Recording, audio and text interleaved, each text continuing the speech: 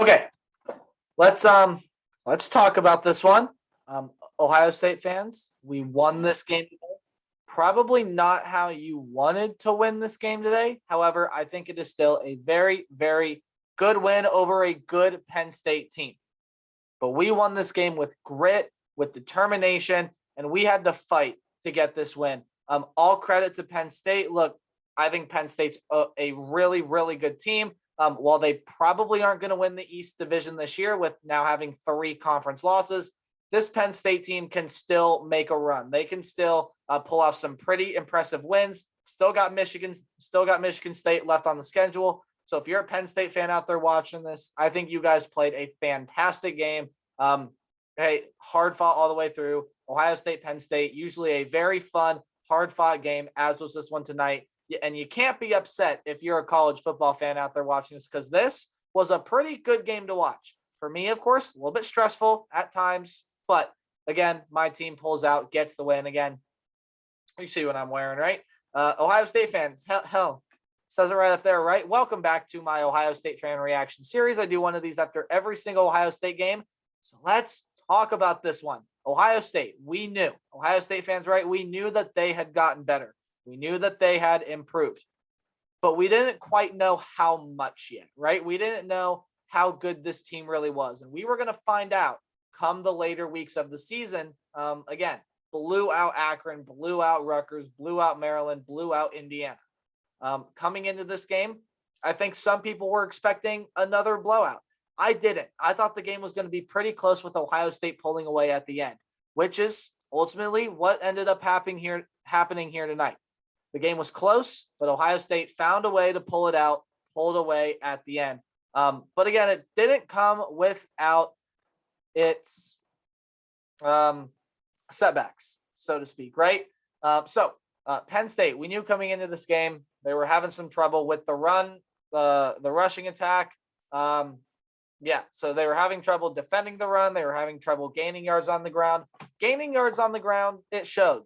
29 carries, 33 yards. Did have 2 rushing touchdowns, but again, only 33 yards on the ground. Not necessarily going to get it done for Penn State. And then defending the run, they did a really nice job in the first half. In fact, at the end of the first half, I think both teams had 19 rushing yards, and that was it. But Travion Henderson absolutely exploded in the second half, helped Ohio State win this game. I think was a huge part of why the final score looks like what it does, because Travion Henderson decided to just work. He decided to be a workhorse in that second half and ended up with 28 carries on 152 yards and a touchdown. Ended up breaking a 68-yard run as well. Did not score on that run, but again, was part of a 75-yard drive that was all done by Travion Henderson. 3 plays, or 71-yard drive, sorry. But yeah, I thought Travion Henderson was good today, at least in the second half. I thought C.J. Stroud was okay today, right? C.J. Stroud was just okay. At the beginning of the game, Ohio State seemed rattled again, and all I kept thinking was, oh, okay, so this is going to be a long night and time for my video to blow up, because when I lose, or because when your team loses, your video blows up. Welcome to YouTube. It's how it works.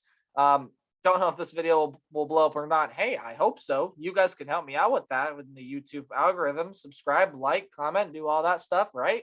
Anyways, I thought CJ Stroud played okay today.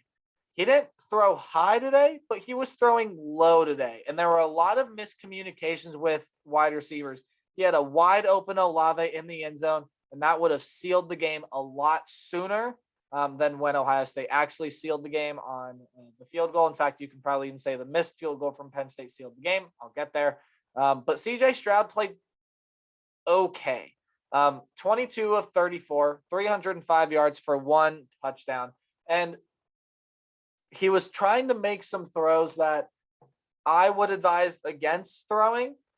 Again, no picks, just the 1 turnover for Ohio State, which was the fumble on the first drive. But again, they recovered a fumble, forced a fumble the first play from Penn State scrimmage. So, or the first play when Penn State had the ball. So kind of got that back. But yeah, we'll talk about turnovers here in a little bit though, right? But CJ Stroud played okay today. was distributing the ball everywhere. Jackson Smith and Jigba had 6 catches. Wilson had 7. Ruckert had 3. Olave had 3, including a beautiful 38-yard touchdown pass from C.J. Stroud. That was his only one of the day. But still, again, got on the board there.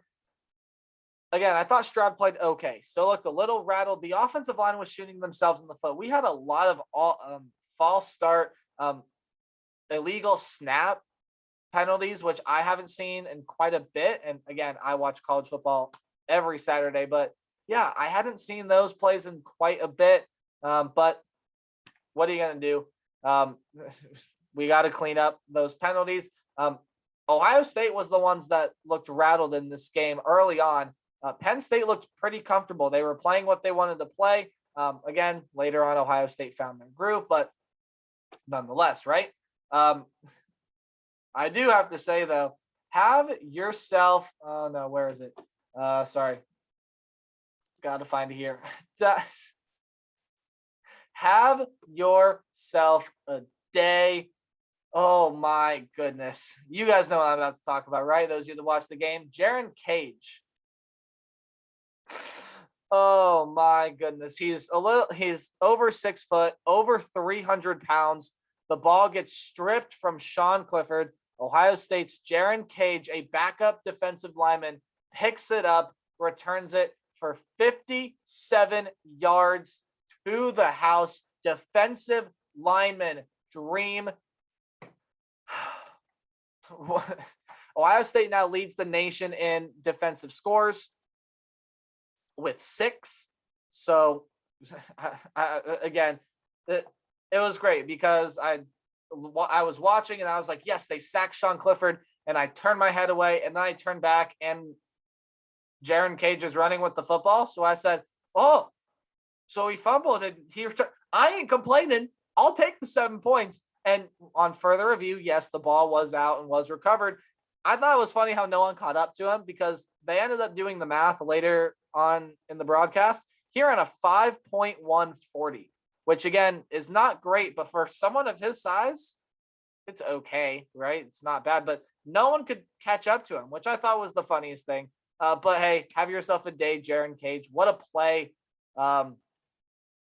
And that was, again, a huge reason why we won this game. But again, we got momentum in this game, and then it was taken away. Penn State did a really good job of playing the style of football that they wanted to play. But ever since we got ahead 10-0, we didn't get down since. Again, there were times where, here's something I wanted to mention. The red zone.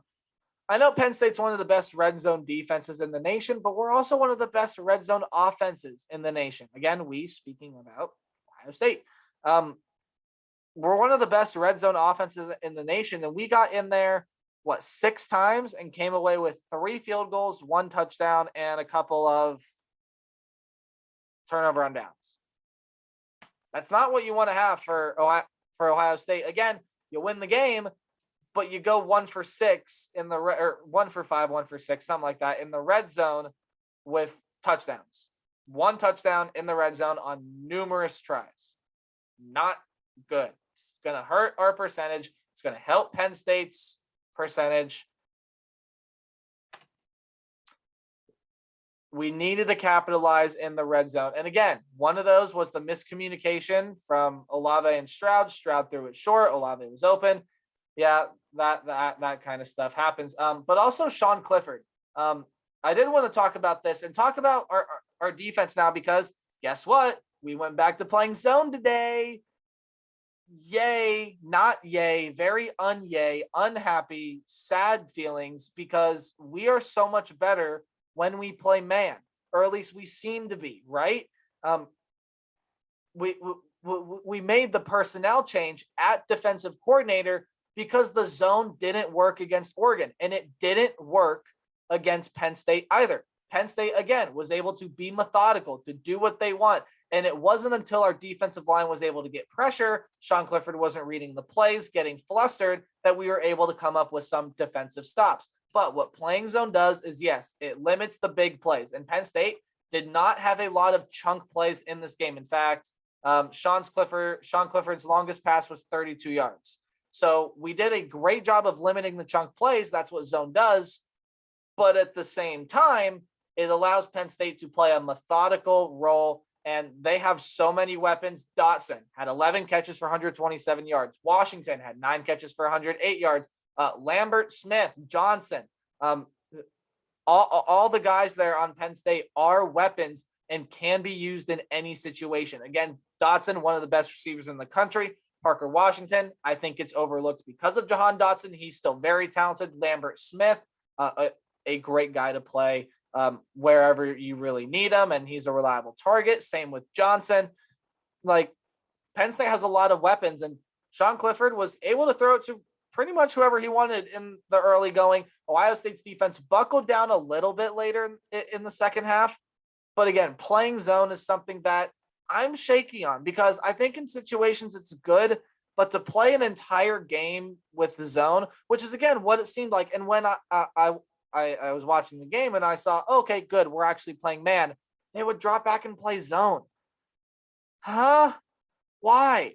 Don't know. Bad. Don't stop. Please. Just zone is fine, but don't play it for an entire game against an opponent like Penn State. Match up man to man, make the quarterback beat him. I know we have a young secondary, a young defensive back. We're playing conservative, but it's a talented young secondary that has gotten better as the season has gone on. Against Nebraska and Purdue, I want to see more man-to-man. Again, those are our next 2 games. I'm trying to get tickets to the Nebraska game. Trying. Again, things happening. But and I'll let you guys know if I end up going to that game and what that'll mean for the channel. But I want to see us play more man, because I think we're good in man, or at least we've shown to be pretty solid in man coverage, right? But playing zone, it didn't work tonight. It didn't work against Oregon. And I can guarantee you, when we go play Michigan State and Michigan, it sure as hell is not going to work when we go play them. Because I'll talk about this more in my review on Monday, because again, in Omaha right now, right? You guys would recognize this, longtime viewers of the channel. But when we go play Michigan State, that was a fantastic game to watch, by the way. Again, I'll get more into that on Monday. Kenneth Walker is a beast. So when we go play Michigan State, have to account for him. We'll load the box, but as soon as he gets into the secondary, could be over. And then with Peyton Thorne there at quarterback, I think he's an okay quarterback, right? But he has some very scary weapons, and he made a lot of great throws in the game against Michigan. A lot of great throws, put it on the money when he needed to. But Jalen Naylor and Jaden Reed can torch our secondary if we play zone. Same thing with Michigan. They have a lot of guys. Anthony came out as a guy today. They have Cornelius Johnson. I know Ronnie Bell's done for the season, but they still have weapons that can get into our secondary. And if we play zone and leave them open, they can torch us, and they will do horrible, horrible things to our defense. And by horrible, horrible things, I mean go long distance and score 6 points, which is, of course, not what I would prefer, right? So I want to see us play more man. I want to see us challenge opponents more, make the quarterback make a play, make the wide receiver make a play. Sean Clifford seemed really, really good in this game. In fact, I'll actually read his final stat line. 35 of 52. Yeah, through 52 passes in this game with a bad side, right? Like the whole right side of his body was just bad, but he looked phenomenal in this game. 361 yards, a touchdown, and a pick, which, again, that was communication between him and Dotson. Fantastic. Well, I can't say fantastic play by the Ohio State corner, because, again, was miscommunication, just kind of fell in Cameron Brown's arms, but we take those, right? Us Ohio State fans, we take those. Team stats, let's look at a couple of team stats here. Penn State went 11 of 18 on third down. Again, welcome to zone defense. Lots of third downs are going to get converted when you play zone. Again, shooting ourselves in the foot. Ohio State had 10 penalties for 74 yards, a lot of false starts. Illegal snaps, like illegal snap procedure, things like that really killed us here. And speaking of penalties, let's go back to when Steel Chambers was ejected for targeting. Let's talk about that. I do not disagree with the targeting call. He led with the crown of his helmet. Granted, he grazed Sean Clifford's helmet, but I'm like, fine, whatever. I can absolutely see why they did it. But I had a problem with why the flag came in the first place. I would have been fine if the flag was thrown and then they said personal foul targeting. I would have been like, what, really? And then saw the replay and then been like, oh, yeah, probably. Did lead with the crown of his helmet. It wasn't forcible contact, but it was enough to where he would have gotten ejected anyway. But the flag was thrown for a late hit. And I'm one of those people that, well, his momentum was carrying forward. He had pretty much already left his feet. Like, what more do you want the guy to do? Like, pull a full on like Superman and just like barrel roll midair? Like, no. He didn't go hit the guy. That's what you do as a defensive player. If you're a defensive coach out there, tell your guys to bring back a liver or you will not be happy. And that is what defensive coaches do, right? They say, bring me back a liver or I will keep you on the bench. And Steel Chambers said, okay, coach, and went and was about to Superman. Well, did Superman Sean Clifford. I disagree with the flag for the late hit. I don't disagree with the target. That is something that I thought needed to be said because now Steel Chambers not going to be able to play the first half against Nebraska next week. So I'll only see Steel Chambers for we'll only see Steel Chambers for a half next week. Again, really good, solid linebacker. That's not a substantial loss against a team like Nebraska, who lost again today. But yeah, I think you guys get that. So that's pretty much all I have to say about this game. If you guys feel like I missed anything, leave it down below. But before I go, let's talk playoff rankings for a little bit, right? I think it's very hard to come up with a top 5 right now. Like right now, in the comment section, out loud, in your own house, like wherever you are, get out a pen, a piece of paper, get out your phone, and write down your top, I'll say 12 teams. It's hard, right? It's really, really hard. You're going to see that evident in my top 25 this week. I got a lot of thinking to do. There are actually still games going on that I'm going to get down and watch here once I'm done recording this. But making a top 10, top 12, top 15 is hard. The committee's got a lot to talk about, and I'm going to be interested to see where the committee puts Ohio State. Now, I think the committee is going to put Ohio State at least in the top 6. I think they've proven enough to this point where it's top 6 worthy. I'm going to be curious to see if Oregon's ahead of Ohio State, whether they value that head-to-head matchup right. I'm going to be curious to see if Penn State ends up even making the rankings. With being 5-3, the odds are probably not. But again, the playoff committee has their own kind of system way of looking at things. I'm just going to be interested in where everyone falls, but especially Ohio State. Again, there are other teams that I think people are more interested in, and me as a college football fan, definitely more interested in. But as an Ohio State fan, again, very interested to see where this team falls because today, what we played was an okay game, right? I thought we played okay. We've definitely played better. We seemed rattled at the beginning. We got it together. There were some plays here and there that weren't quite on the same page, but we pull it all together. We grit out the win. Determination, you see it right there above my head. This win was gritty. It was a very gritty win. And I actually thoroughly enjoyed it. As much as I was stressing out on my sofa downstairs, I did enjoy this game. I like close games. Close games are a lot of fun. And while when they involve Ohio State, they stress me out, I look back and say, wow, that was a pretty fun game. And I thought this was a very fun game. I would have liked to see Ohio State execute their game plan a little bit better. But hey, we get the win. They all count, right? That's what I always say, at least they all count. There are definitely some things to work on before late November, because again, over these next couple of weeks, we go on the road at Nebraska and then Purdue, 2 teams that played today.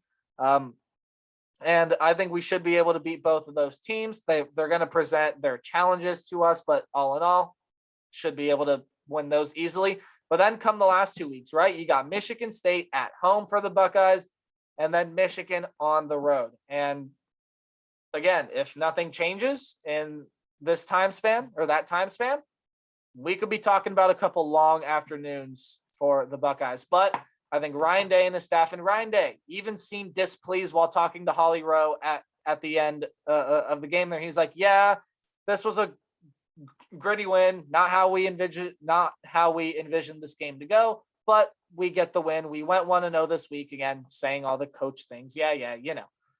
But I really do feel like Ohio State executed its game plan well at times and not well every other time, right? We forced 3 turnovers today, which I think is good. 2 fumbles, including the 1 touchdown return, which if it's not in SportsCenter top 10, how dare you, ESPN? That man deserves a highlight reel. He will see that forever. He's going to live that moment over and over and over again. Have yourself a day. Defensive lineman dream, right?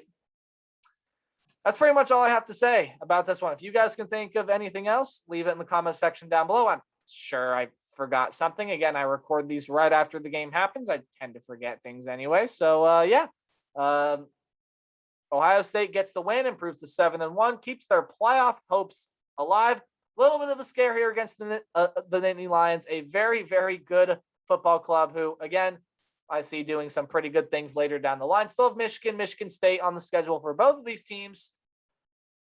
Yeah, this was a longer Ohio State fan reaction video, I know, but I had a lot to say. I had a lot of thoughts. So I hope you guys enjoyed this one. If you did, leave a like, consider subscribing, sharing, doing all that stuff. It helps me support the channel. I do more than just react to Ohio State football games and scream at my computer. I scream at my computer in other ways. I do top 25 videos, reviews. You guys know if you've been on the channel, right? Go check out my other stuff. Until next week, when I upload another Ohio State fan reaction. Tomorrow, again, won't be uploading anything. Would normally upload my review, but you're going to get a twofer. So on Monday, you're going to get my review and my top 25. Then on Tuesday, I'll be reacting to the playoff rankings. So I will see all of you guys on Monday. Have a good and very spooky Halloween tomorrow. See all you guys later. Goodbye.